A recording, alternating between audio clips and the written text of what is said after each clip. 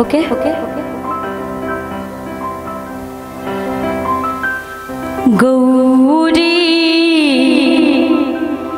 के ललना ललना गौरी के ललना गणपति जी के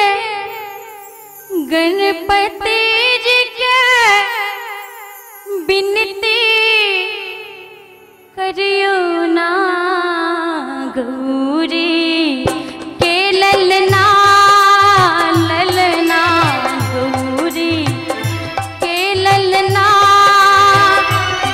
गणपति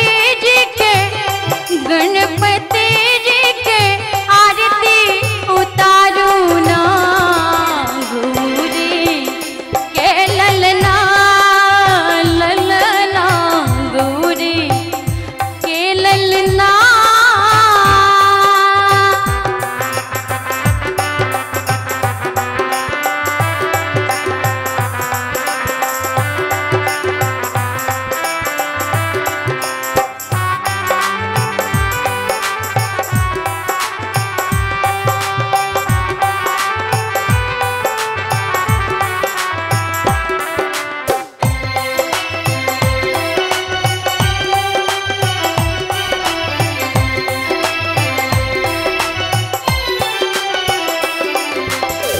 सोना के सुराही में गंगा जल आनो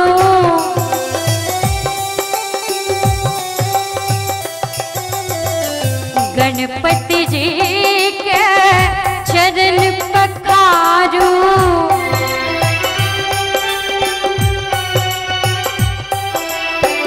सोना के सुराही में गंगा जल आनो गणपति जी चरण पखारो गज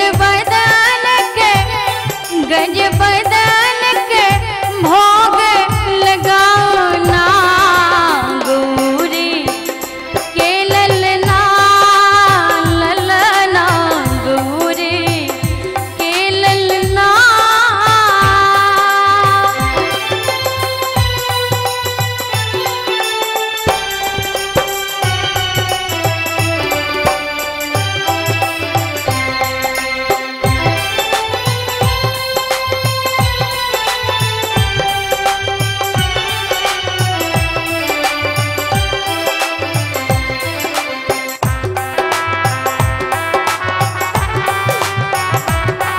बहुत बढ़िया।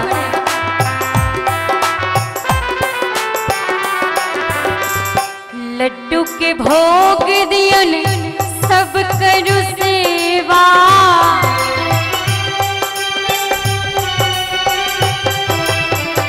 पान दियन फूल दियन और दियन मेवा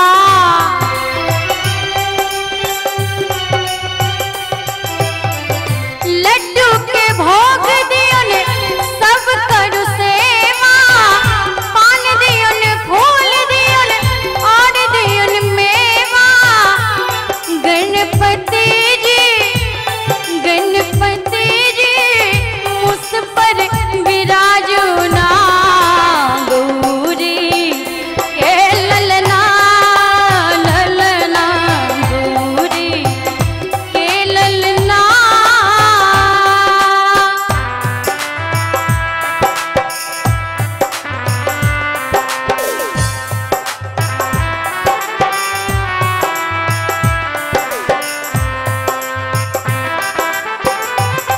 बहुत अच्छे।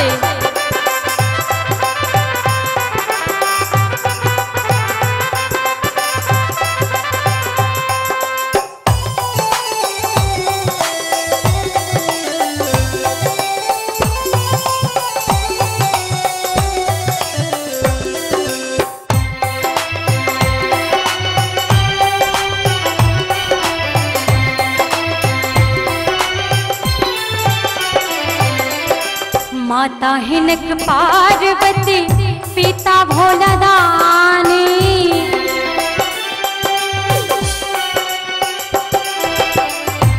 महिमा अपार हिनकर सबकी जानी।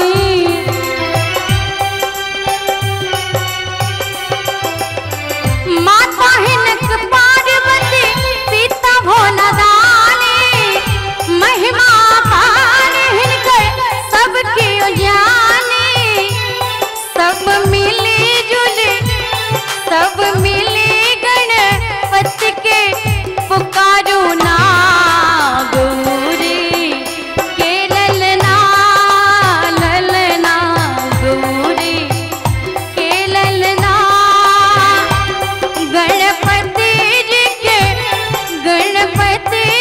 के आरती उतारो ना गौरी के ललना ललना गौरी के ललना।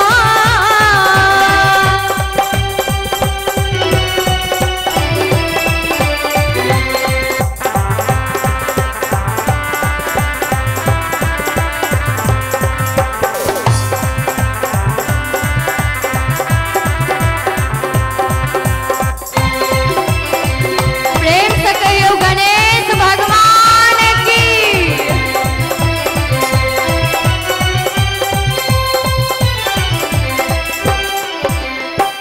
रिद्धि सिद्धि के दाता भरी जग जान।